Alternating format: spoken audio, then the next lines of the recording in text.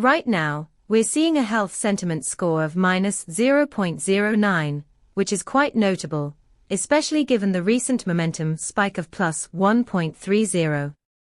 This divergence suggests increasing activity, despite a negative sentiment shift, definitely something to keep an eye on. Our API returns a comprehensive analysis of health sentiment, including key metrics and semantic clusters.